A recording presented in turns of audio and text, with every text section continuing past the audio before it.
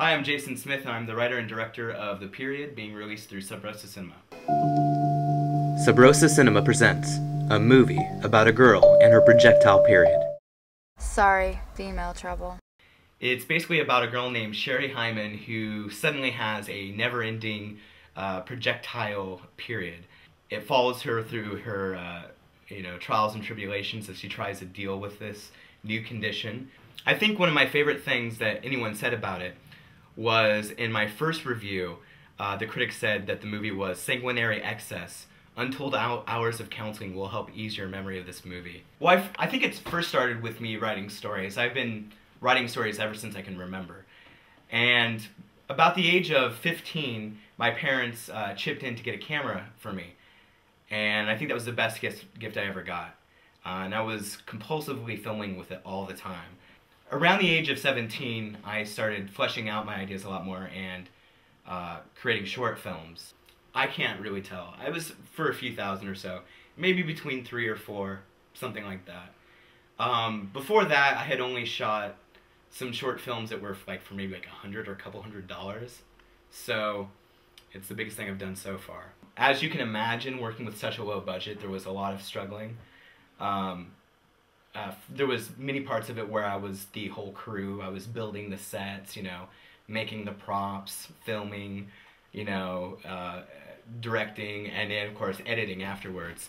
After a few experiences of trying to pump the blood and film at the same time, I decided at that point that I had to bring in a few people to assist me because that was just impossible.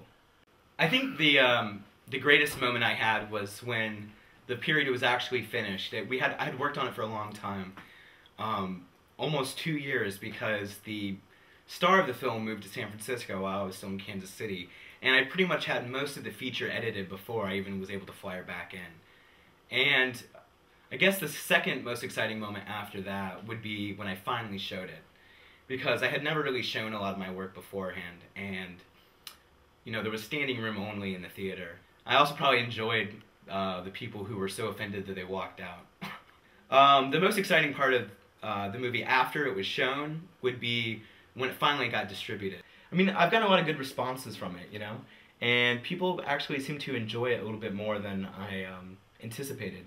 In fact, when I first finished the film, I was afraid if anyone was going to even take it seriously or just treat it like some home movie.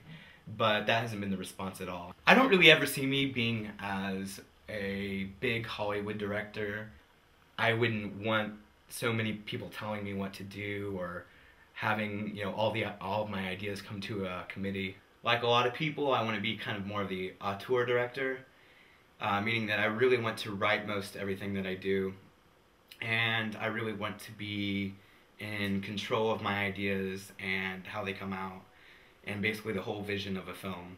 Basically, I would like to be, an independent filmmaker. I would like to continue in that vein, but of course have bigger budgets and make enough money to make a living and have a fan base that comes out to see my films and gives me enough money to make my next one.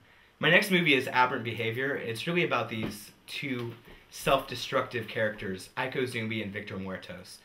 They both have this disorder called pica. Pica is a real disorder in which people eat things that aren't food, such as household chemicals, trash, dirt, hair, and it's actually more common than you would think. And people haven't really figured out exactly why people have that disorder. They theorize that maybe they're anemic. In some cases, people are just mentally ill, but they still don't know why they have desire to consume these odd things. In the movie, I use it more as a metaphor for alcohol abuse, drug addiction, and that type of thing. And these two characters are very conflicted because they had very terrible childhoods. And they use these chemicals to basically help them cope with their traumatic past. Basically, these two characters are perfect for each other, but ultimately, them being together makes their disorders and their behaviors much worse. And basically, the movie in itself is a metaphor for really self-destructive, addictive love. If you want to check out The Period, you can currently get it on this website.